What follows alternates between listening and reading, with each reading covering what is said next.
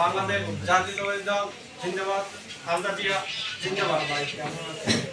আজকের এই আলোচনা বাংলাদেশ জাতীয়তাবাদী দল জাতীয় দল আলোচনা সভা উপস্থিত আছেন আমাদের মাঝে আমার গুরু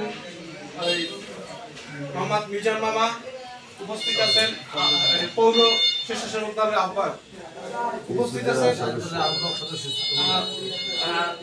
আছেন সরকারি প্রার্থী দলের আহ্বায়ক পান্না তালুকদার, উপস্থিত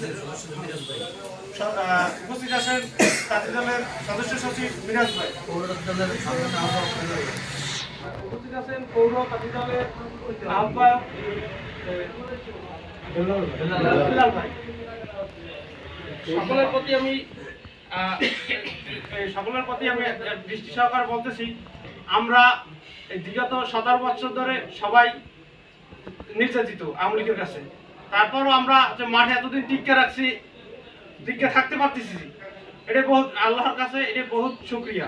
তারপর আপনাদের কাছে আমি একটা জিনিস আবেদন করতে চাই, আমরা এখন পর্যন্ত ক্ষমতা যাইতে পারিনি, কিন্তু দলের ভিতরে যে কিছু আওয়ামী লীগের কিছু দালালরা ঢুকে পড়ছে, তার প্রতি আপনারা খেয়াল রাখবেন। আর একটা কথাই আপনাদের কাছে আমি হাত জোড় করে বলতে চাই, আমাদের কিন্তু এখন পর্যন্ত নির্বাচন হয়নি, নির্বাচন এখন